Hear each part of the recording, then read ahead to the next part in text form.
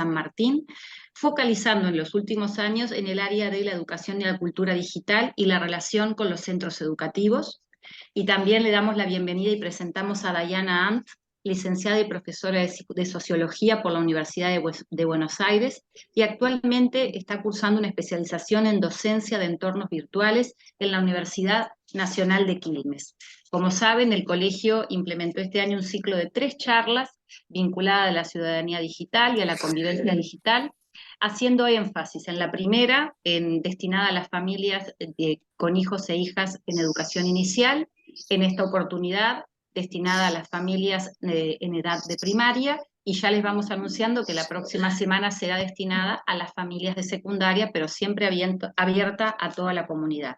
Les agradecemos la presencia, estamos viendo directores, directoras, maestras, equipos técnicos y familias, que estamos muy contentos por la presencia de las familias en este encuentro que titulamos Herramientas para la convivencia digital y uso de las redes de nuestros hijos e hijas. Así que, Eleonora, Dayana, de nuevo, bienvenidas, muchas gracias y les damos la palabra. Gracias. Bueno, buenas tardes a todos, a todas. Es un placer estar acá y ahora voy a compartir pantalla.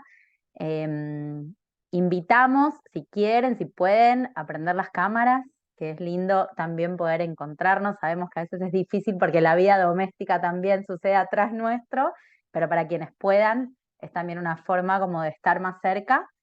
Y bueno, mi nombre es Dayana, voy a estar junto a Eleonora presentando, así que vamos a compartir una presentación, algunos videitos y también, bueno, la participación va a ser a través del chat. En algún momento tal vez les hagamos alguna pregunta concreta que invitamos a que puedan contestar, y de todos modos el chat está abierto para que intervengan, pregunten, comenten y hagamos esto lo más participativo posible.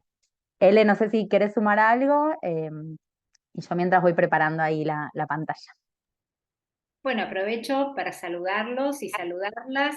Bueno, como dijo Dayana, es un placer. Esperamos hacer lo más conversado posible esto por el chat, aunque sea. Y si no, después al final dejamos unos minutitos si alguien quiere comentar, preguntar y seguimos conversando sobre la charla de hoy. ¿Mm? Buenísimo, bueno, ahí comparto con sonido. Ahí está. Ahora me avisan si se ve bien.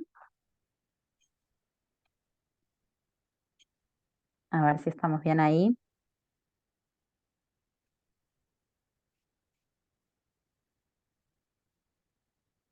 Esperamos que se cargue. Ahí está. ¿Se ve bien ahí? Sí. Perfecto. Buenísimo. Bueno, arrancamos entonces. Cualquier cosa, si yo no llego a ver el chat o algo, me interrumpen y avanzamos. Bueno, primero nos presentamos, somos chicos.net, una ONG argentina que hace más de 25 años promueve a través de proyectos el uso seguro, responsable, creativo y positivo de los medios digitales, y sobre todo el ejercicio de los derechos de niños, niñas y adolescentes en los entornos digitales. Promovemos a partir de distintos proyectos, como por ejemplo este taller, también recursos, herramientas, bueno, distintos proyectos en los que vamos participando y generando una lógica de protección y seguridad para que los chicos y las chicas puedan estar en los entornos digitales y que las familias también podamos acompañar su estar ahí, pero que puedan hacerlo siempre desde un lugar de cuidado de uno mismo, de una misma y también de las demás personas, para que también puedan progresivamente tener prácticas en los entornos digitales que tengan la reflexión y el análisis como dos cuestiones importantes para aprender a estar ahí, y también para que puedan aprovechar los entornos, enriquecerse, ser creativos, creativas y participar. Siempre yo repito lo mismo, pero desde chicos.net queremos que los chicos y las chicas estén en los entornos digitales. Lo que se trata, y hoy vamos a trabajar un poco en ese sentido, es de pensar cómo. Y cómo obviamente podemos acompañarlos y acompañarlas para que progresivamente vayan configurando una caja de herramientas cada vez más autónoma para poder cuidarse en las redes. Bien, Y también este taller se enmarca dentro de Elige tu Forma, que pueden acceder al sitio web que es eligetuforma.org, donde van a ver que es una campaña que realizamos desde chicos.net junto a TikTok, que tiene el objetivo de estar cerca de las familias y acompañar estos desafíos de la vida digital. Y hay un montón de videos, recursos, talleres. Hoy vamos a trabajar con algunos de ellos, pero hay muchos más. El sitio es gratuito y está todo subido ahí y está buenísimo porque nos da pie para abordar junto a nuestros hijos e hijas con herramientas concretas mucho de lo que sucede ahí en los entornos. Así que los y las invitamos también a que dentro del marco de este taller después puedan acercarse a visitar a ver de qué se trata. Bueno, ya lo comentó Ana hace unos minutos, pero vamos a decir que hoy vamos a compartir el segundo taller para familias de este ciclo que iniciamos hace algunas semanas atrás. El ciclo consta de 3 encuentros, uno para el nivel inicial, otro para el nivel primario, que es el que proponemos hoy, y por último, el martes que viene, para el nivel secundario. En términos generales, vamos a abordar cuestiones ligadas al uso de los medios digitales, al tiempo en pantallas, a la exposición a contenidos inadecuados, a la convivencia digital, al cuidado de la privacidad, bueno, en fin, una serie de temas, siempre considerando las particularidades de cada edad según el nivel educativo. La propuesta, en términos generales, tiene que ver con que podamos pensar en conjunto el rol de las familias en el acompañamiento de nuestros hijos y nuestras hijas en sus prácticas digitales, para poder construir, como decía Dayana recién, una caja sólida de herramientas, ¿no? Que nos permita contribuir al uso seguro, al uso responsable y constructivo de los entornos digitales. Entonces ahora, para empezar a entrar en tema, les vamos a proponer una breve actividad a través del chat que tenemos en este Zoom, ¿no? Entonces, la propuesta es que puedan responder en el chat a esta pregunta: ¿qué palabras asocian con las prácticas de sus hijos o hijas en los entornos digitales? ¿No? Entonces, bueno, los leemos en el chat.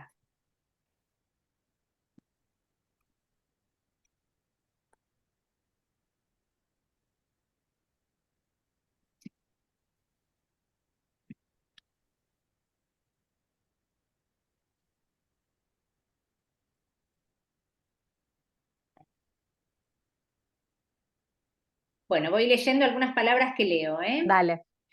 Miedo, búsqueda, aislamiento, entretenimiento, curiosidad, diversión, conexión con amigos, distracción, ansiedad, conexión, curiosidad. Bueno, muy interesante lo que va apareciendo. Si se les ocurre alguna más. Sí, se Desconexión. juegan algunas cosas más Comunicarse. que podemos pensar en términos positivos, digamos, como para hacer ahí como una valoración, entre comillas, que no es la idea, pero bueno, podemos pensarlo ahí, y otras que tal vez tienen más que ver con preocupaciones, ¿no? Que aparecen Acá cuando nuestros hijos e hijas usan. Sí, perdón. Desconexión con la realidad. Alerta, interés.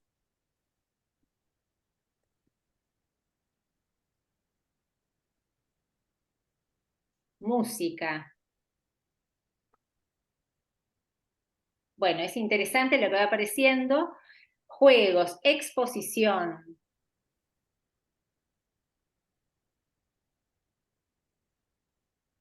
Bueno, bárbaro. Vulnerabilidad, tutoriales para aprender cosas nuevas, aprendizaje.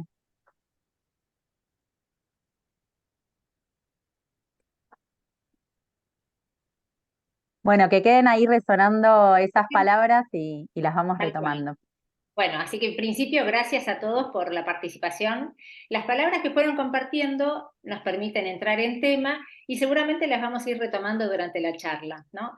En el encuentro de hoy les proponemos reflexionar sobre las prácticas en los entornos digitales de los niños y las niñas que asisten a escuela primaria, y nos vamos a referir en particular a algunas problemáticas a las cuales prestar atención.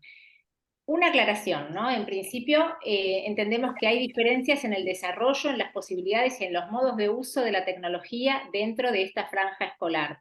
Es decir, no es lo mismo lo que sucede a los 6 o 7 años de lo que sucede a los 10 u 11. Entonces, podemos considerar que el primer ciclo de primaria se parece un poco más a lo que compartimos en el taller del nivel inicial y que lo que vamos a trabajar el día de hoy está más pensado para acompañar a chicos y chicas desde los 8, 9 años hasta que inician la escuela secundaria.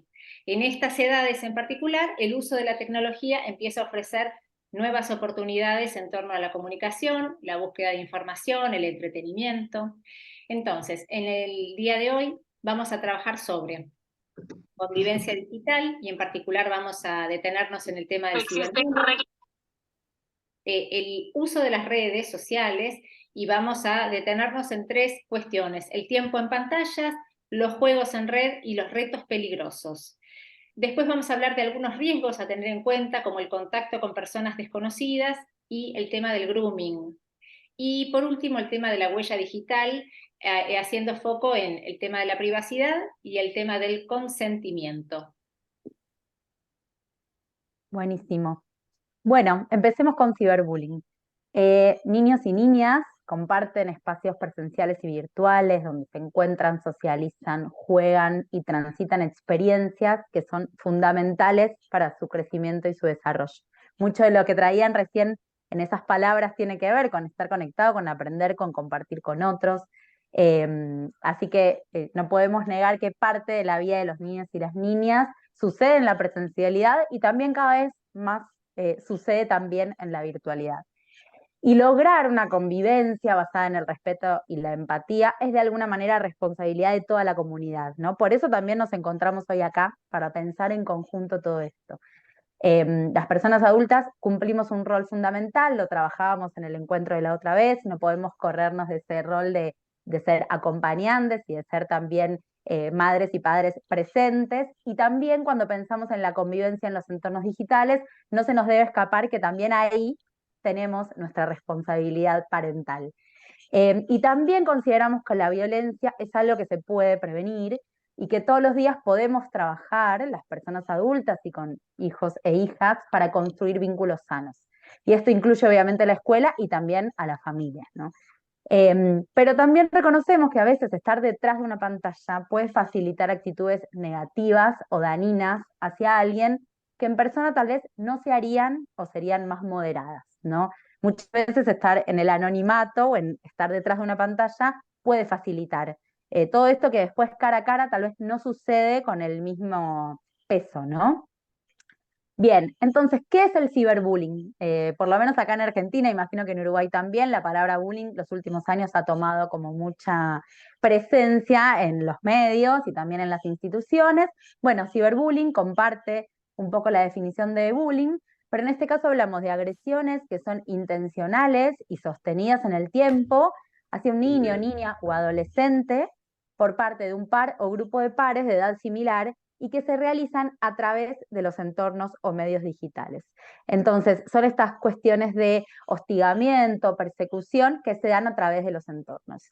Y también reconocemos que el bullying y el ciberbullying, en esta sociedad en la que vivimos, donde no está tan separado la vida online de la vida offline, en muchas situaciones de bullying, en la escuela, por ejemplo, fuera de la escuela, esas situaciones de acoso y hostigamiento siguen estando presentes cuando se encuentran en las redes sociales, cuando comparten juegos en red, cuando chatean, cuando comparten grupos de WhatsApp, etc. Bien, sigamos. Bueno, ¿cuáles son aquellas características particulares del ciberbullying, no? Por un lado, que los mensajes se pueden enviar a cualquier hora y desde cualquier lugar y que se difunden a gran velocidad, ¿sí? No se limita a un espacio físico determinado. El bullying tal vez sucede alrededor de 4 paredes, de un club, de una escuela, de espacios o instituciones que comparten los chicos. Bueno, aquí no hay espacio físico determinado, entonces estos mensajes circulan a gran velocidad sin diferenciar ni momento, ni lugar, ni horario. Los contenidos permanecen en el ciberespacio, ¿no? Ya lo hablábamos el otro día y hoy lo vamos a retomar, como borrar algo que está en Internet es muy complejo, porque no podemos medir quién lo descargó, quién lo compartió, quién le hizo captura. Entonces, esos contenidos permanecen en el ciberespacio mucho más de lo que nosotros y nosotras creemos. Por otro lado, quienes agreden se ocultan muchas veces en el anonimato y eso da cierta sensación de ser fuerte, ¿no? No tener que dar la cara, no tener que decir quién soy ni cómo me llamo. Y también en esta situación del anonimato y de las características particulares, estar detrás de una pantalla complejiza el tener en cuenta los sentimientos de la otra persona, porque no está el gesto, no está la mirada, no está el lenguaje corporal. Si yo no veo todo eso, no termino de reconocer humanamente el daño que le puedo causar al otro o a la otra, ¿sí? Entonces, estos rasgos particulares del ciberbullying hace que tenga otra forma de moverse en los vínculos y en la convivencia entre los chicos y las chicas. Bien, cualquier cosa me frenan, preguntan, compartimos. Vamos a ver ahora un videíto. Ahí le doy play. Si se llega a ver trabado, lo ponemos lo tengo descargado también en la compu, que es parte de la campaña Elige tu forma, donde entre todas las temáticas y problemáticas que trabajamos, una es la de ciberbullying y es un video muy cortito que intenta representar algo de lo que puede ser. Acá los personajes son adolescentes, pero la problemática es tranquilamente trasladable también a chicos y chicas de 9, 10, 11, 12 años. Así que vamos a ver. Could be brown, I could be blue, I could be violet sky, purple like a purple like a pink.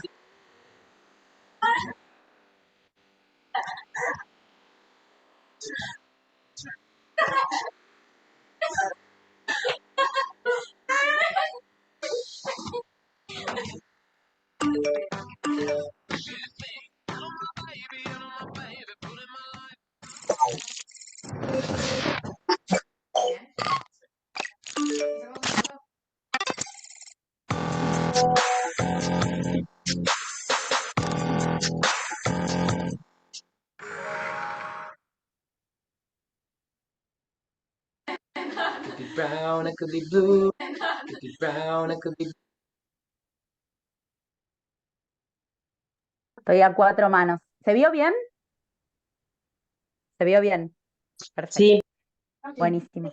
Bueno, y nos preguntamos un poco, ¿cómo le afecta al protagonista lo que está viviendo? Esta escena es una escena muy recortada que intenta transmitir alguna situación cotidiana que se puede dar, pero nos interesaba plantearla y presentarla como algo posible, ¿no?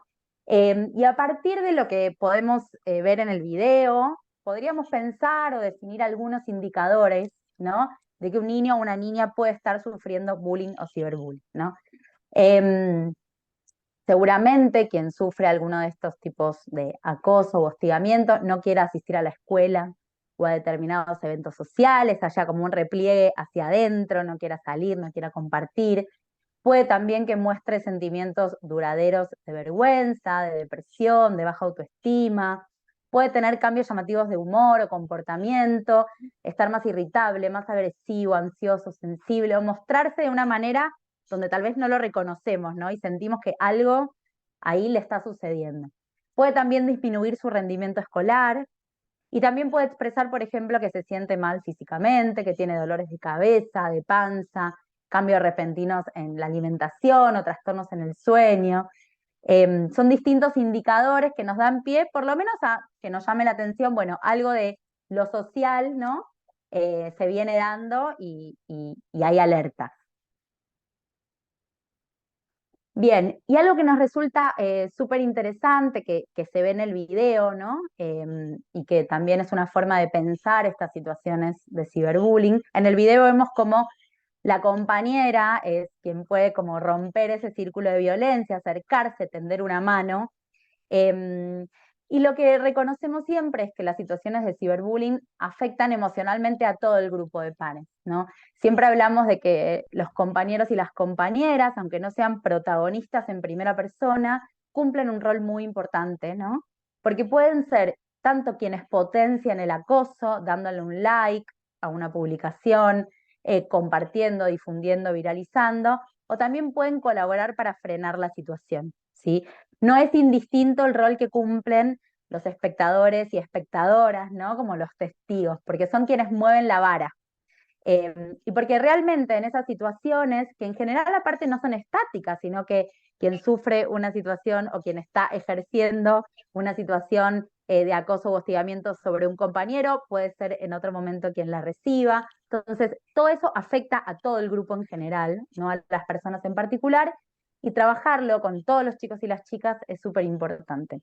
Otra cuestión que también nos gusta recalcar es que por tratarse de niños y niñas que están aprendiendo a vincularse, que necesitan que los acompañemos en aprender a vincularse, a convivir con otros y otras, proponemos no hablar de víctimas y victimarios, ¿no? Porque son términos que califican y estigmatizan a las infancias y adolescencias. Como decía recién, en este tipo de violencias los roles no son estáticos, ¿sí? Y es tarea de las personas adultas, de las docentes, de los docentes, de la escuela y de las familias, poder acompañar y proponer a quienes participan otras identificaciones posibles, ¿sí? Siempre decimos, no se trata solamente de observar y trabajar con quien está sufriendo bullying o ciberbullying, sino también con qué nos quiere demostrar, ¿no? Aquel niño, aquella niña que está ejerciendo alguna situación de acoso u hostigamiento sobre un compañero o compañera. Hay un llamado de atención, hay algo que nos quiere decir desde ese lugar de supuesto poder. Bueno, proponer otras identificaciones posibles para que ningún niño, ninguna niña, en el respeto de sus derechos particulares, quede encasillado en un rol que le hace daño, ¿no? Como el que hace bullying, la que hace bullying. Y poder proponer como estas otras maneras de que ellos y ellas se piensen, ¿no? Y puedan acomodarse también en el rol grupal. Bien, y ahora sí, algunas recomendaciones para las familias, en esta idea que decíamos, no es solamente trabajar con quienes están sufriendo alguna situación de ciberbullying o quienes la están ejerciendo, sino también con todos los chicos y las chicas. Bueno, por supuesto, animarles a hablar sobre estos temas en casa, que sea algo que se converse, alentar a que dialoguen sobre lo que les pasa con sus amigos y amigas cercanos. Sabemos que cuanto más crecen a veces es más difícil que nos cuenten cosas, pero seguramente hay personas de referencia, de confianza, a quienes se pueden acercar para transmitir si hay algo que los está angustiando, les está generando algún dolor o está rompiendo con vínculos o lo que sea que los chicos y las chicas quieran compartir. También ayudarlos a diferenciar aquello que les resulta gracioso de aquello que puede lastimar a alguien, ¿no? Como esta idea de no hagas lo que no te gustaría que te hagan. Bueno, muchas veces pensamos que hay algo que es divertido y a la otra persona no le gusta, le afecta, le molesta. Bueno, poder ayudarlos a diferenciar esto, desalentar la difusión de mensajes ofensivos hechos por otras personas. Si te llegó, no le des like, no lo difundas, no lo viralices, ¿no? Como decíamos la otra vez también, pensar muchas veces antes de reenviar algo que nos haya llegado que pueda afectar a un otro. Que comprendan que observar sin decir nada también es una forma de alimentar la violencia, ¿sí? En esto de ser testigos, bueno, cómo podemos romper ese círculo de violencia, cómo podemos mover la vara. Estimular, obviamente, siempre las buenas prácticas en Internet, ¿no? Que puedan configurar su privacidad, que puedan elegir sus contactos, que manejen o que decidan cuál es el lenguaje que usan en cada situación y que sean siempre respetuosos y respetuosas hacia los demás. Y ahí las personas adultas tenemos mucho para mostrar también, siendo nosotros y nosotras en nuestras propias prácticas, cuidadosos del lenguaje, de los tonos, también en la virtualidad. Insistir en que no respondan un mensaje de odio con el mismo odio, ¿no? Como la violencia genera más violencia, entonces si hay algo que se manifiesta ahí, poder encontrar y acompañar los modos de dar respuesta. Y recordar siempre que intentamos que los vínculos se basen en la confianza, en el respeto, en la empatía y, como decía recién, demostrarlo nosotros y nosotras con el ejemplo, ¿no? ¿Cuántas veces nos ha pasado de no entender el comportamiento de los chicos y las chicas y después nos vemos a las personas adultas y decimos, claro, ahí tal vez hay algo del propio ejemplo que está bueno pensar y tener en cuenta?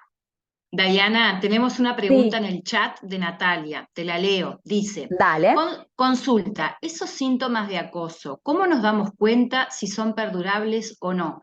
Me refiero a mi hija, a veces le pasan todas esas cosas, pero no siempre. ¿Cómo medimos eso? Bueno, hay algo obviamente que tiene que ver con el ser adolescente, ¿no? Que es una etapa como de de identificación, también por momentos de vulnerabilidad, también por momentos de mucha transformación identitaria. Entonces, obviamente que si los chicos y las chicas nos muestran algo de esto en una edad preadolescente, puede obviamente tener que ver con la etapa de desarrollo. Nosotros siempre decimos, si hay algo que a las familias les preocupe particularmente, obviamente que, y sobre todo en esta escuela, se pueden acercar también a ver qué pasa con ese chico, esa chica en clase, ¿no? Los chicos y las chicas pasan muchas horas en la escuela, entonces a veces en casa son de una manera y en la escuela de otra, entonces ese diálogo permanente entre las familias y la institución ayuda también a verlos desde otro lugar y obviamente si hay algo que preocupa, siempre nosotros decimos que obviamente no hay recetas ni hay un test para hacer y es consultar. Si hay algo que nos preocupa, que nos llama la atención, que vemos que genera angustia, que preocupación, que lo sea, bueno, elegir con quién y consultar. No sé, Ele, si vos querés sumar algo ahí. Sí. Sumo acá a lo que dice Dayana sobre la consulta de Natalia y que además aclara que su hija tiene 8 años. Bueno, esto suma lo que dice Dayana. En esto no hay recetas, pero una de las cosas que nosotras insistimos es en el tema de, desde la primera infancia, ir construyendo un vínculo de confianza, ir también fortaleciendo la escucha, la capacidad de diálogo. Bueno, digo, eso, si bien no hay recetas, eso es lo más efectivo para poder ir detectando esas señales que a nosotros nos llaman la atención y nos hacen estar como más atentos y atentas a lo que les está pasando, ¿no? Cómo saber si esto que está pasando, si es perdurable o no. Bueno, ahí hay que encontrar la manera de conversar con nuestros hijos y nuestras hijas, a ver qué es lo que está pasando. Digo, también en esto las familias tenemos que encontrar las maneras de ir conversando con ellos, ¿no? Como para también entender qué es lo que está pasando. Si hay algo, digamos, de preocupación, porque ahí estamos hablando de algo que nos preocupa, entonces, bueno, poder indagar, y bueno, como decía Dayana recién, bueno, eventualmente uno hace una consulta, también uno puede acercarse a la escuela, consultar a ver qué está pasando, buscar la mirada de algún otro adulto de la escuela, a ver qué ve en esa situación, qué ve con el hijo de uno o la hija, ¿no? Digamos, en esto entonces es una tarea bastante artesanal, pero también es una tarea en conjunto, ¿no? Distintas miradas y siempre estando atentos, ¿no? Acompañando de cerca, escuchando, observando situaciones. ¿Mm? Ahora creo que a medida que sigamos avanzando, por ahí Sí. aparecen algunos otros elementos para tener en cuenta. ¿Mm? Seguro que sí. Bueno, y si les parece, seguimos. Nos vamos a meter ahora con el tema del uso de las redes y entornos digitales. Las niñas y los niños del nivel primario empiezan a usar los medios digitales cada vez más, ¿no? Por un lado, para actividades escolares y por otro lado, para comunicarse y entretenerse, ¿no? Entonces, nosotros como madres y padres tenemos que acompañar de cerca estas infancias y construir con ellas y con ellos criterios para que puedan desenvolverse de manera segura, responsable y creativa, como fuimos diciendo desde el principio, a medida que van creciendo. Una de las prácticas que se inicia en esta etapa, sobre todo con los más grandes de la escuela primaria, es el uso de las redes sociales, ¿no? Por ejemplo, Instagram o servicios de mensajería como WhatsApp, aunque no tengan todavía la edad mínima requerida para acceder a estas aplicaciones, ¿no? Pero reconocemos que muchas veces permitimos el acceso temprano a estas aplicaciones porque lo que sucede es que el grupo de pertenencia está en esas aplicaciones. Entonces, lo que sucede si no los dejamos estar ahí es que quedan por fuera de ese espacio de socialización, ¿no? Entonces, para referirnos al tema del uso de las redes y de los entornos digitales, vamos a hacer foco en 3 cuestiones. Por un lado, el tema del tiempo en pantallas, por otro, el tema de los juegos en red que empiezan a practicarse a estas edades, y por último, los desafíos o juegos peligrosos que circulan por redes y convocan a los chicos y a las chicas a partir de estas edades, ¿no? Entonces, vamos a ver cada uno de estos temas.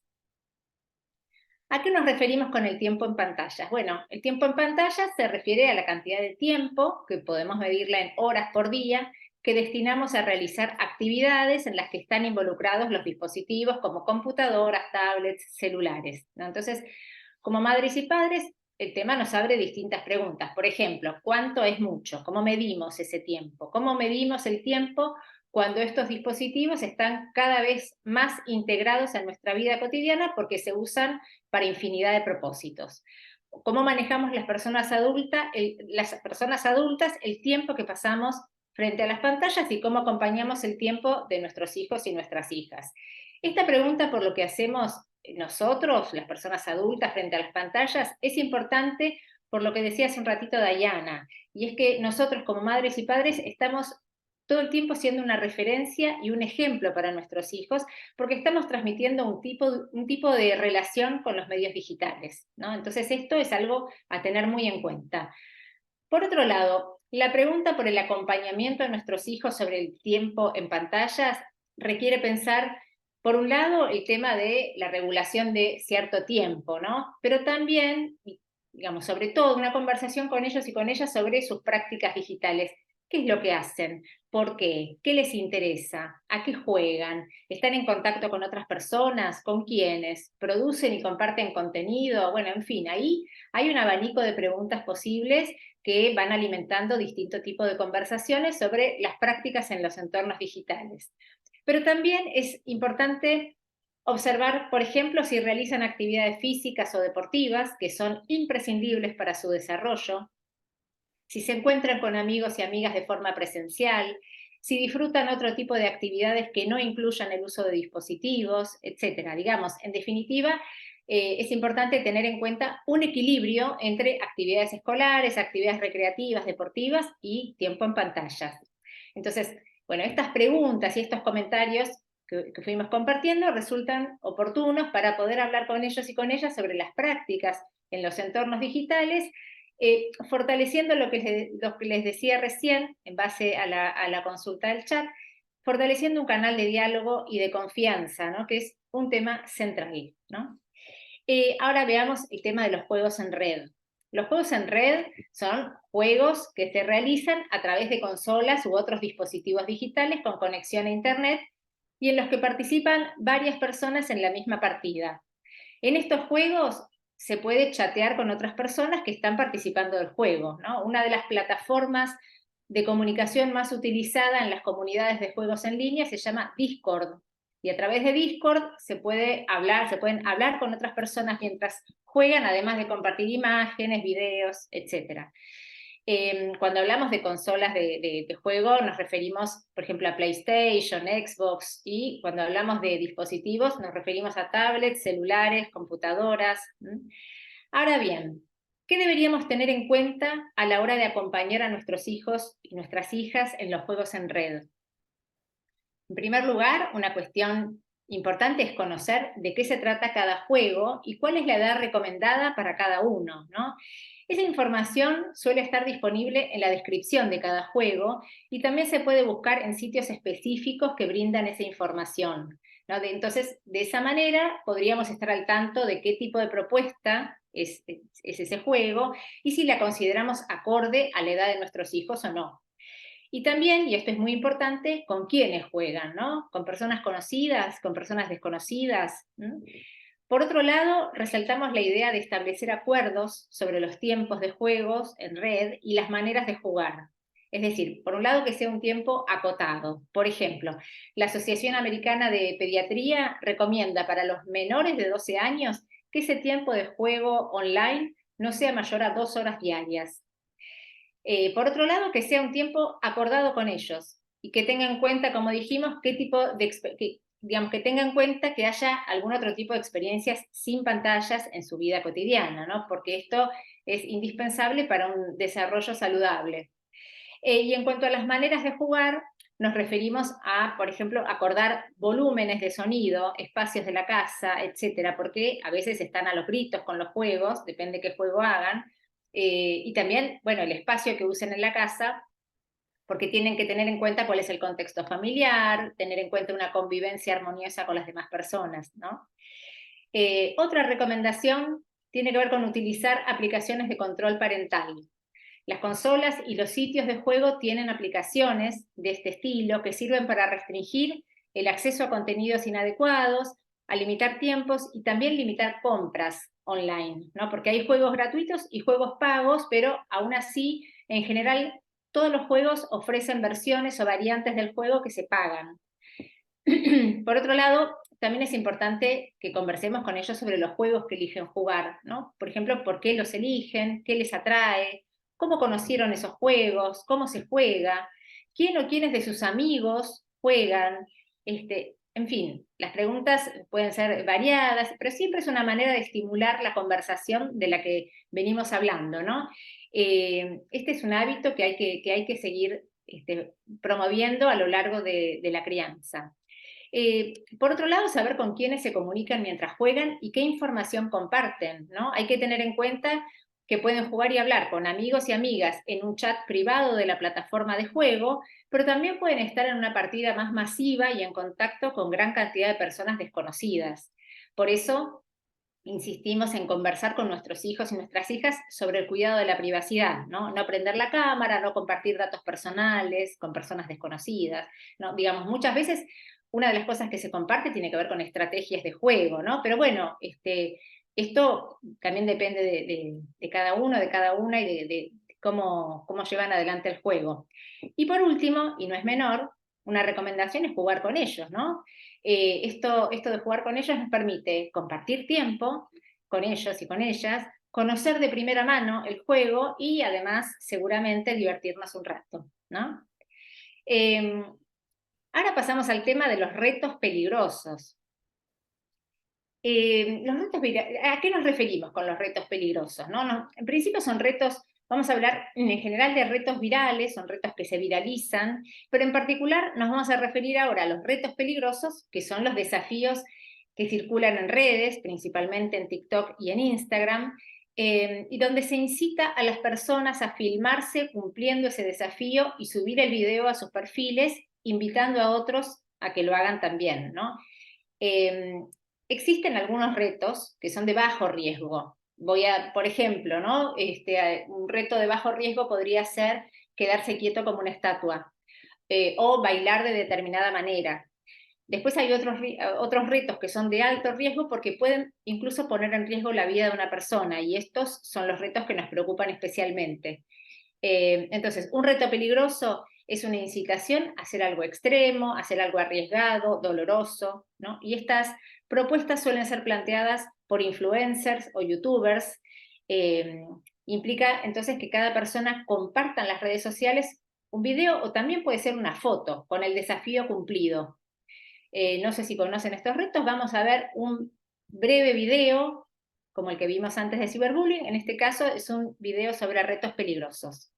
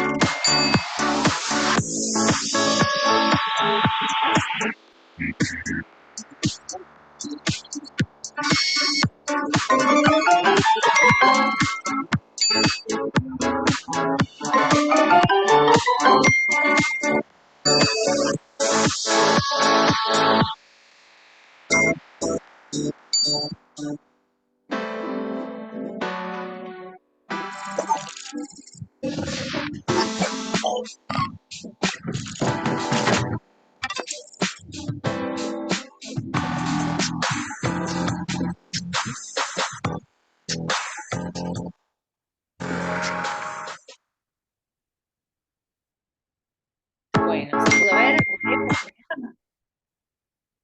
Bueno, como vemos en el video, hay algunos retos que son más inofensivos. Ahí en el video empieza con uno más inofensivo, que es, por ejemplo, comer un pedazo de papa con cáscara. Otros desafíos, otros retos no son tan inofensivos, ¿no?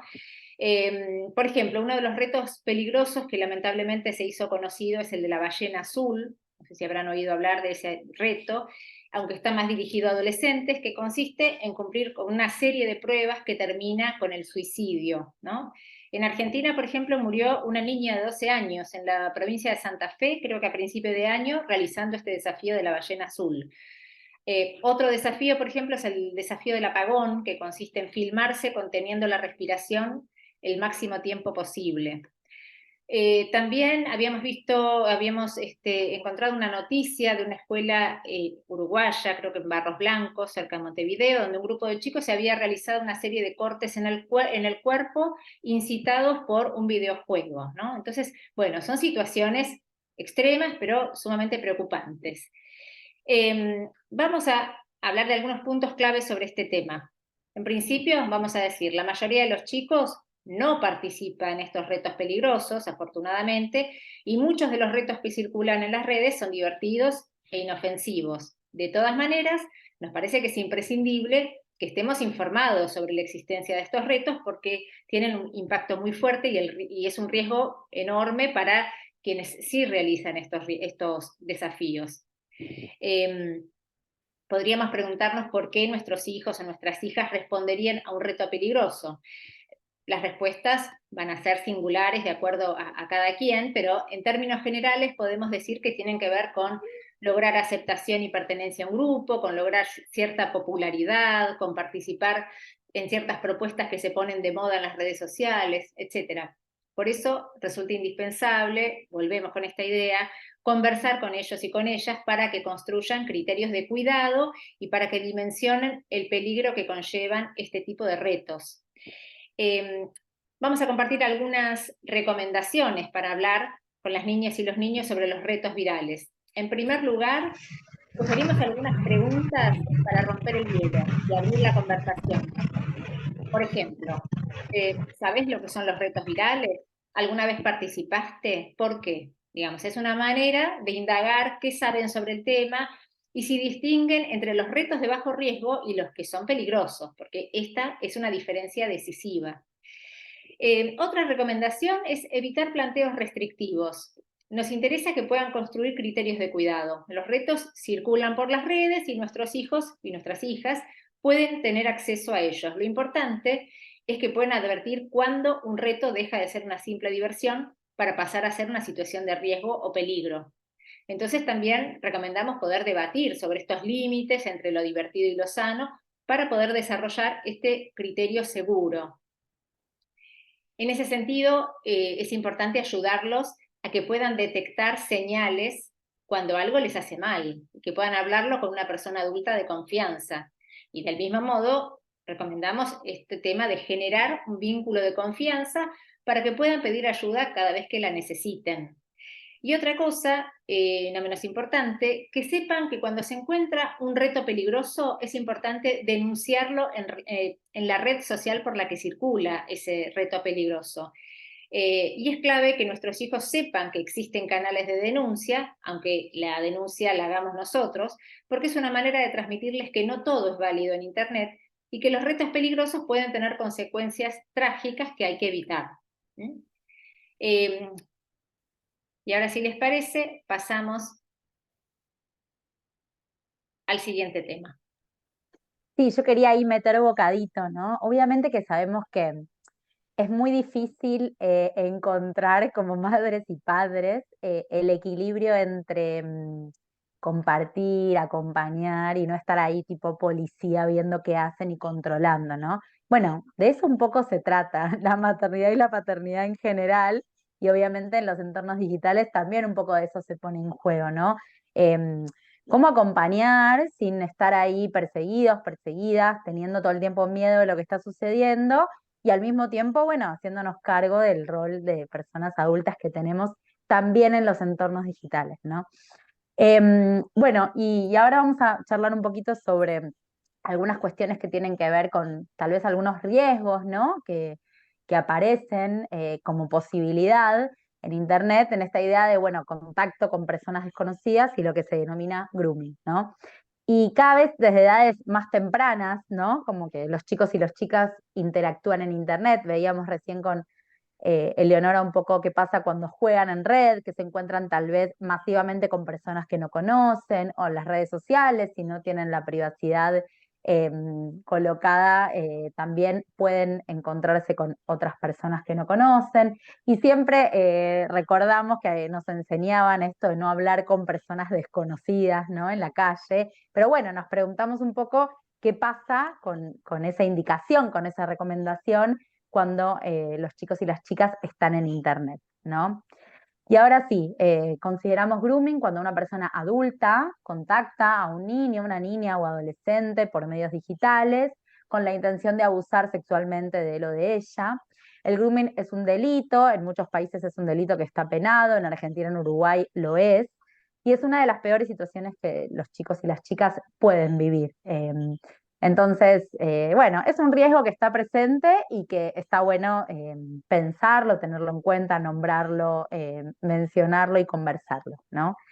¿Y cómo se suelen dar estas situaciones? En un primer momento, el abusador o abusadora suele usar una identidad falsa y hacerse pasar por alguien de la misma edad, y entabla una relación de confianza, comparte gustos, intereses, bueno, se muestra como si fuese un chico o una chica de la misma edad que este niño o esta niña. Y ese periodo de entablar esta relación de confianza puede durar semanas o incluso meses, ¿no? Y los medios por los que se dan estas conversaciones en un primer momento son los chats, mensajería instantánea, redes sociales, juegos en red, blogs. Hay algo ahí que se pone en común y entonces esta persona contacta a un chico o una chica teniendo una identidad falsa. En una etapa más avanzada, una vez que el vínculo, el diálogo se ve un poco más consolidado, el abusador comienza a solicitar lo que busca de manera engañosa o bajo amenazas. En muchos casos puede requerir fotos, imágenes, puede mostrar material pornográfico, mantener conversaciones con contenido sexual y en el peor de los escenarios buscar y encontrar, o sea, intentar y lograr un encuentro presencial. Y cuando consigue lo que busca, comienza a chantajear y amenazar a la víctima con hacer público ese material, ¿no? Esa foto, ese video, esa conversación. Si este chico, esta chica deja de enviarle esas fotos, esos videos, esta persona en general lo que dice es, bueno, voy a mostrar todo esto que tengo, ¿no? Y la manipulación de esta etapa avanzada se ve reforzada por la vergüenza que siente este niño, esta niña de lo que le está sucediendo, ¿no? Y ahí se retroalimenta de alguna manera el control que esta persona adulta ejerce sobre este chico o esta chica. Bien, y algunos puntos clave. Por un lado, el grooming es abuso sexual, exista un encuentro físico o no, porque se pone en juego el cuerpo, la sexualidad y el daño psicológico, ¿no? Se concrete o no se concrete, perdón, un encuentro cara a cara, se denomina abuso sexual. Niñas y adolescentes siempre son las víctimas, ninguna niña, ningún niño es culpable de haber enviado, compartido, conversado con alguien que no conoce. Siempre son las víctimas porque del otro lado hay una persona adulta, ¿sí? Y debemos acompañar ante estas situaciones a esos niños y esas niñas garantizando, ¿no?, el cumplimiento de los derechos que tienen. Pero siempre, siempre son las víctimas. De ninguna manera un niño o una niña puede ser culpable de algo en relación a esto. Por otro lado, no siempre la persona que comete este tipo de delito es un desconocido para ese niño o esa niña. Acá funciona de igual manera que históricamente cualquier situación de abuso. Puede ser alguien del entorno cercano, de la familia o del entorno más amplio, pero relativamente conocido, que utilice los medios, los entornos digitales para acercarse, pero no siempre se trata de una persona desconocida. Los materiales de abuso pueden permanecer en la web indefinidamente, esto que hablábamos la otra vez de la huella digital y que en un ratito lo vamos a retomar. Bueno, es muy difícil hacer desaparecer algo que está en la web, entonces eso también complejiza un poco la cuestión. Y también que, al igual que en muchas violencias, las víctimas de grooming son en la mayoría de los casos mujeres, ¿no? Que es un elemento que también lo destacamos porque, bueno, está comprobado estadísticamente. Impecable. Sí, entonces le va a dar para ir a las dos cosas. Bien. ¿Y cómo concientizar entonces a niños o a niñas sobre el grooming? Acá nos pasa un poco lo que yo decía hace un ratito. Bueno, ¿cómo acompañar y concientizar sin meter miedo, ¿no? ¿Cómo estamos todo el tiempo en ese diálogo permanente? Primero es necesario poder conversar sobre estas situaciones para alertar a los chicos y a las chicas. Estas situaciones existen, suceden, y está bueno que los chicos y las chicas a una edad razonable, cuando empiezan a tener autonomía en el uso de los dispositivos, lo sepan, ¿sí? Desde edades tempranas, como decía Ele antes, es importante acompañar a nuestros hijos e hijas para que puedan valorar su propio cuerpo, tener capacidad para reconocer una amenaza, poder pedir ayuda y fortalecer su autoestima y valoración personal. Todo lo que nos ofrece la educación sexual, ¿no? Desde una mirada integral y amplia, también va generando que puedan cada vez más autónomamente notar cuando algo les genera incomodidad, cuando hay una alerta, ¿no? Cuando hay algo que les hace ruido, y por supuesto valorar su propio cuerpo, su sexualidad, su subjetividad y poder cuidarse en ese sentido. También estimular el diálogo sobre cualquier situación que les resulte extraña o incómoda, y que si no pueden hacerlo con la familia, que lo hagan con sus amigos, amigas, que lo importante es no mantener el secreto de una situación abusiva. Sabemos que la escuela es siempre un lugar de referencia, y muchas situaciones primero aparecen ahí, porque los chicos y las chicas tal vez no se animan a compartirlo en casa, pero sí en la escuela. Entonces este vínculo y este diálogo permanente en el que venimos trabajando también hace a la prevención y al cuidado. Bien, y algunos disparadores, algunos puntos pueden ayudarnos a reforzar estas conductas de autocuidado, ¿no? Y a poder prevenir situaciones que los pongan en riesgo en las redes. Por un lado, cuando tengan su primer celular, que sepan esto que decíamos antes, que hay gente adulta que puede crearse un perfil falso, que no todas las personas usan perfiles verdaderos ni son quienes dicen ser en Internet. Que distingan los secretos buenos de los secretos malos, ¿no? Y que reconozcan las partes íntimas de su cuerpo como tales, esto que decíamos antes, ¿no? Reconocer y valorar el propio cuerpo. Que aprendan a cuidarse de compartir información personal a través de Internet, lo decíamos antes con los juegos en red, que no compartan información privada e íntima de ellos y de ellas. Que al recibir una solicitud de amistad o de mensaje investiguen de quién se trata y cuánta información y fotos tiene ese usuario, ¿no? Que presten especial atención, y esto es súper importante, al lenguaje que usa esta persona, a las preguntas que realiza, a los horarios y la frecuencia con las que se contacta, ¿no? Bueno, si se escribe con mucha frecuencia, en horarios raros, si hay mucha pregunta y mucha pregunta sobre la actividad, sobre los gustos, bueno, si hay algo en eso que nos llama la atención, está bueno poner el ojo. Y que obviamente no acepten encuentros presenciales en lugares privados y solitarios con personas que solo conocen por internet, ¿no? Súper, súper importante esto. Bien, bueno, estoy con la lengua afuera. ¿Vamos bien hasta acá? ¿Alguna pregunta, algún comentario? Lo que sea, estamos. Bueno, seguimos entonces mientras. Dale. Nos vamos a referir ahora al tema de la huella digital y vamos a hacer foco en dos temas vinculados, que son la configuración de la privacidad y el consentimiento. El tema de la huella digital se refiere a toda la información que comparte cada persona en Internet y se va construyendo cada vez que subimos fotos, videos, comentarios a las redes sociales. Ahí vamos dejando mucha información sobre quiénes somos, cuáles son nuestras preferencias, qué actividades hacemos, cuáles son nuestros vínculos. Además, generamos datos que quedan a disposición de las empresas que brindan los servicios que usamos, especialmente nuestras búsquedas y los datos con los que nos registramos en las distintas plataformas. También generamos otros datos que son más invisibles, como por ejemplo, desde qué dispositivos nos conectamos, cuánto tiempo, en qué momentos del día, etc. Digamos que todo eso va configurando nuestra propia huella digital, pero también si publicamos imágenes, videos y datos de nuestros hijos y nuestras hijas, estamos contribuyendo a la construcción de la huella digital de ellos y de ellas, ¿no? Entonces, bueno, como habíamos dicho antes, la gran mayoría de la información que subimos a las redes no se puede borrar, ¿no? Por ejemplo, les pasa, para quienes usan Facebook, les pasa que les aparecen recuerdos en Facebook de hace 5 o 10 años que pensaban que ya no existían. Bueno, eso tiene que ver con este tema de que todo queda ahí, no puede ser borrado, reaparece, digamos. Esta información y estos datos que creamos y subimos a las redes y a las páginas web crean una huella permanente de cada persona en los entornos digitales y aunque dejemos de ver esa información o dejemos de encontrarla con facilidad, todo eso sigue ahí.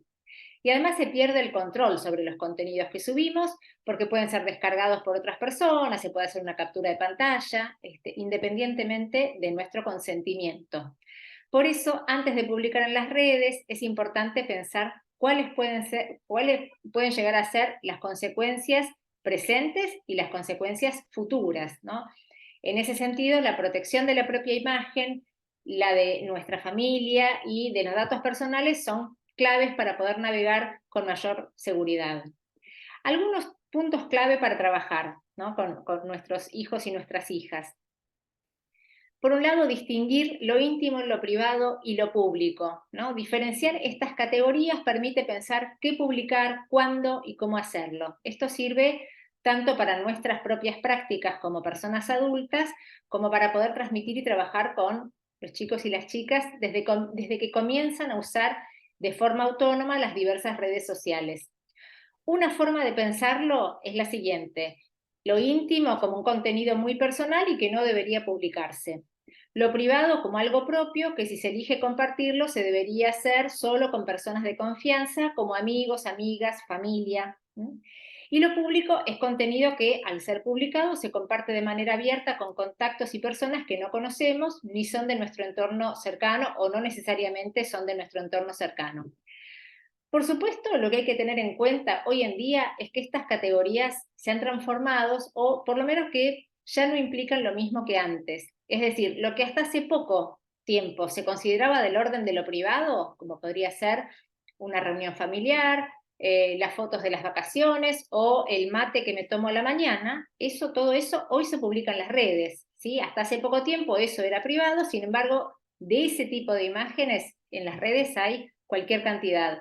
Entonces, la idea es, sobre todo, pensar qué cosas consideramos que se pueden compartir, con quiénes y por qué o por qué no, ¿no? Entonces, esos son temas para conversar con nuestros hijos y nuestras hijas. Por ejemplo, podríamos preguntarle a nuestros hijos, bueno, cuando invitás a un amigo a jugar a casa, ¿le damos la llave para que entre cuando quiera? Digamos, así como en lo presencial hay límites, bueno, también hay límites en la virtualidad, ¿no? Podríamos pensar entonces, ¿qué cosas no se compartirían nunca? ¿O qué cosas solo con algunas personas? Y en ese caso, ¿con qué personas y qué cosas se pueden compartir, ¿no? Toda esta conversación implica ir construyendo lo más temprano posible un criterio que permita diferenciar qué contenidos tiene sentido compartir y por qué, y cuáles no resulta conveniente, ¿no? Por ejemplo, ciertas imágenes, algunas informaciones personales, desde ya nuestras contraseñas, etc. Para eso es importante enfatizar en el tema de la protección de la privacidad, usando las herramientas de configuración de cada red social que se utilice, y transmitir pautas de cuidado de forma progresiva, porque los niños y las niñas no suelen dimensionar el alcance y la proyección en el tiempo de lo que publican, ¿no? Esto es algo que estas pautas se van construyendo progresivamente. Por último, podemos destacar que, además de la reflexión en torno a nuestra propia huella digital y la de nuestros hijos y nuestras hijas, a veces se dan situaciones donde los chicos y las chicas comparten imágenes de otros compañeros o de otras compañeras, o viralizan algún video o foto y hasta se hacen pasar por otras personas para molestar a alguien, ¿no? Entonces, tomando lo que conversamos antes, lo que contaba Dayana cuando presentó el tema de ciberbullying, es importante considerar estas problemáticas como parte de situaciones de la convivencia digital entre los chicos y las chicas. Y es importante encontrar el modo de intervenir para evitar que estas cosas pasen. Entonces, una posibilidad es trabajar de forma temprana con la idea del consentimiento. Entonces, ¿a qué nos referimos con consentimiento? Bueno, consentir es permitir y aceptar libremente sin que nadie lo esté obligando a uno, ¿no? Entonces, esto vale también para el uso de imágenes de otras personas. Por ejemplo, compartir imágenes de otros sin pedir permiso puede afectar mucho a esa persona involucrada. Entonces, esto es fundamental transmitirlo desde el comienzo del uso de las redes, que es algo que, como dijimos, se empieza a dar a edades tempranas y se suele dar en los últimos años de la escuela primaria, ¿no? Entonces, es fundamental y poder transmitir estas ideas para poder generar respeto y empatía en los entornos digitales. ¿Cómo vamos? Vamos con lo ultimísimo. Lo último. Dale. Bueno, después de todo este recorrido bien profundo que fuimos haciendo, que ahora nos gustaría leerlas, sabemos que es tarde y que estamos ahí ajustadas de tiempo, pero si después nos pueden compartir también va a estar bueno leernos. Algunas propuestas a tener en cuenta, ¿no? Ya fuimos compartiendo y hablamos de la importancia de generar vínculos de confianza que permitan a nuestros hijos e hijas hablar sobre sus prácticas en los entornos digitales. Y nos interesa que como familia también podamos valorar los aportes de las nuevas tecnologías. Un poco salía esto también en las palabras del principio, ¿no? Como estas cuestiones más positivas, digamos. Bueno, ¿cuáles son esos aportes de las nuevas tecnologías? Que implica también reconocer los beneficios que nos ofrecen, ¿no? Y vamos a mencionarlos así, después si se les ocurre alguno más también lo pueden sumar, pero bueno, podemos reconocer que permiten desarrollar habilidades creativas, lógicas y de diseño. Sirven también para difundir iniciativas solidarias y promover buenas causas, ¿no? La participación de niños, niñas y adolescentes también en cuestiones que hacen a la vida en sociedad.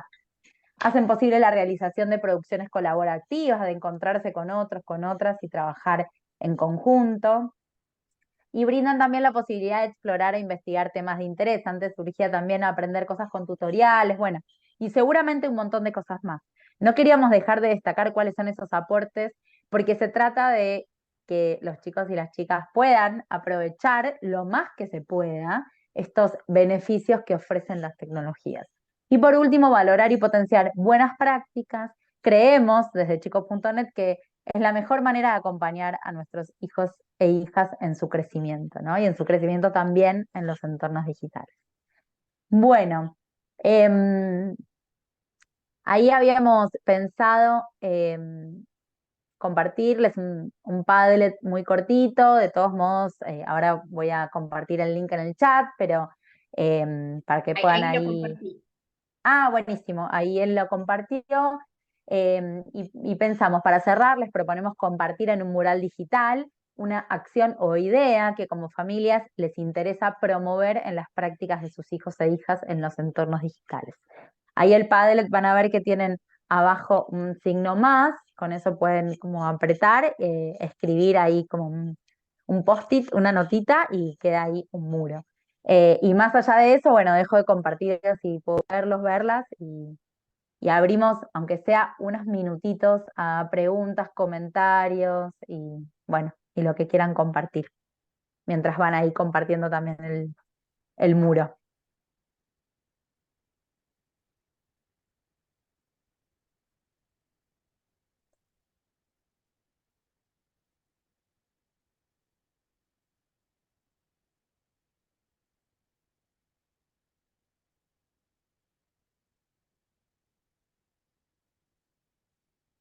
Ahí veo personitas escribiendo en el Padlet, así que cuando haya algunas intervenciones ya lo comparto.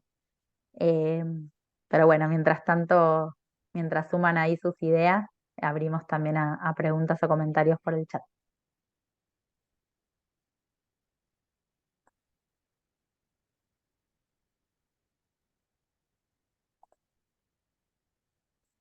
Bueno, seguramente están los que tienen abierto el Padlet, van leyendo, por ejemplo, responsabilidad, otro es creatividad, otro es que las herramientas digitales les permitan desarrollar intereses, arte, manuales, aprender instrumentos, desarrollar ideas, promover el cuidado y el respeto siempre, respeto y buena comunicación, respetar a los demás.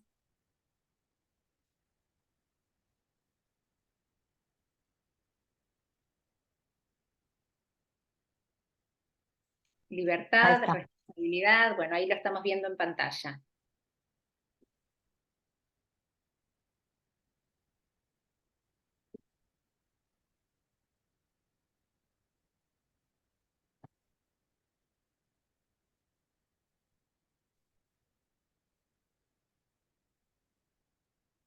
Bueno, la ciberseguridad debería ser una materia, ahí se me movió y ahora acá, una materia más en la currícula escolar. Recurrir a personas de confianza ante dudas o temores. Eso es fundamental, por eso también insistimos en bueno, poder construir con ellos esa confianza, para poder ser uno esa persona de confianza y saber que pueden hablar con nosotros cada vez que lo necesiten, ¿no? Cámara y audio para controlar desde casa los juegos en red, con quién y cómo se relacionan nuestros hijos. Bueno, acá nosotros insistimos en la propuesta de conversar, ¿no? Conversar con ellos. El tema de los juegos es un gran tema y es un mundo inconmensurable el tema de los juegos en red. Por eso también es interesante también conversar con ellos. Bueno, esto que les hablábamos antes, a qué juegan, por qué juegan, con qué otras personas conocidas juegan, qué les atrae. Bueno, todo eso va generando ese vínculo que a nosotros nos interesa destacar y afianzar todo lo posible, ¿no? Ahí compartían en el chat analizar situaciones virtuales en clase y en casa, espacios de reflexión, está buenísimo, ¿no? Como trabajar con casos, con situaciones concretas. Bueno, un poco los videos de Elige tu forma proponen eso, trayendo situaciones bien concretas. Y Josefina pregunta, ¿a qué edad se considera hoy en día prudente abrir la ventana al mundo de las redes? Supongo que depende al contexto y madurez de cada niño, pero ¿qué es lo que se está viendo? Bueno, en principio se está viendo que acceden mucho antes de lo que las plataformas mismas indican que se puede, ¿no? Como en términos formales. Porque Ele, varias vos querías redes, decir algo. no, iba a decir que varias de las redes, o por ejemplo WhatsApp, si no me equivoco, es a los 13 años, o algunas de las redes son de los 13 años, sin embargo, una vez que los chicos tienen WhatsApp, tienen celular propio, enseguida instalan varias, o tienen algunas de estas aplicaciones y las utilizan. Y suelen presionar con bastante eficacia, ¿no? Nos suelen presionar con bastante eficacia a los padres y a las madres para poder usar esas redes antes de esa edad permitida, porque el resto de los chicos están en esas redes y entonces esto que les comentábamos antes, que si ellos no están en esas redes, bueno, quedan por fuera de un espacio de socialización que también es importante para ellos. Y entonces, bueno, ahí es una negociación con ellos, es, bueno, también negociar o conversar o consensuar la manera de usarlo.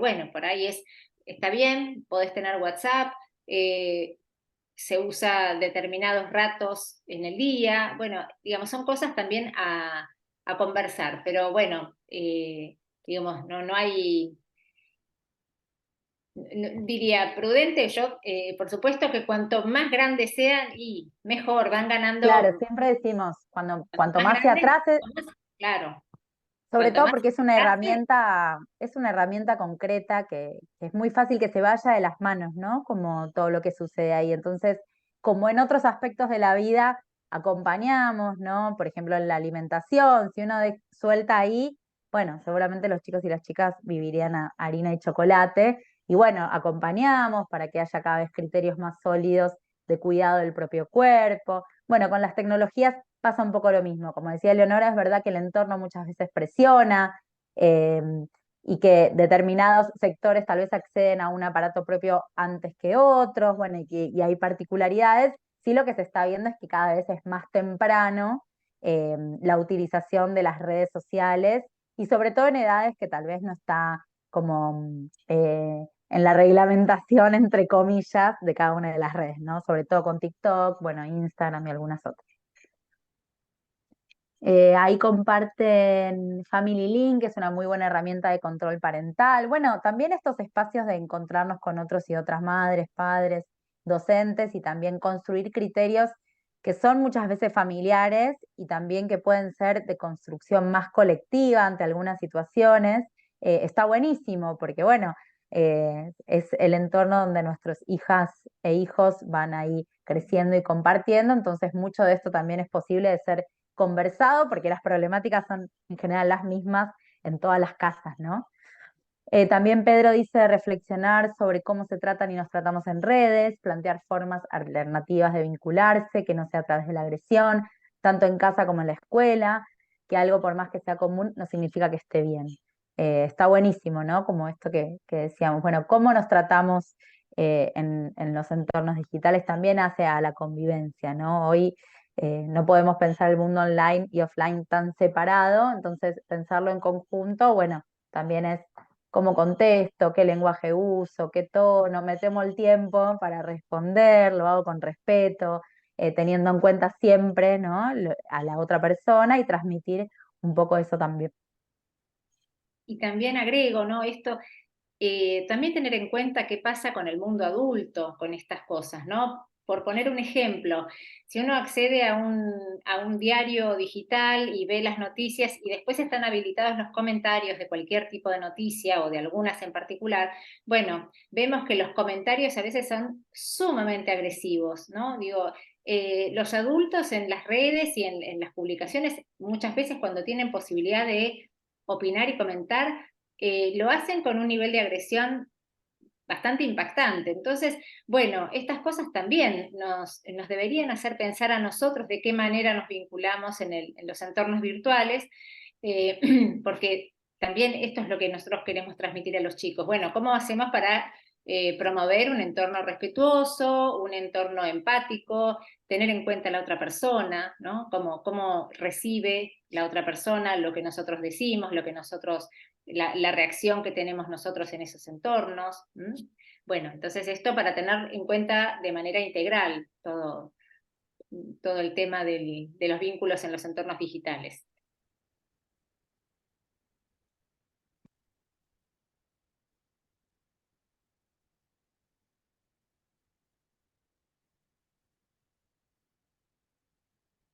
Bueno, Bueno, por nuestra parte, estamos eso, llegando gracias. al final. Les queremos agradecer, Dayana, Eleonora, Magela, agradecerles a toda la comunidad Santa Elena representada en las familias. Hay madres, hay padres, hay familiares. Como les decía hace un ratito, también la comunidad educativa está representada en docentes, equipos técnicos, vemos psicólogas, directores, directoras, porque estos temas también hacen al trabajo compartido de casa y colegio, así que les agradecemos un montón a todos por este tiempo y este espacio, y no queremos irnos sin invitarlos al próximo martes 3 de octubre, en el que abordaremos cómo influyen las redes en la vida de las y los adolescentes, la imagen y autoestima, el discurso del odio, el consentimiento y el sexting.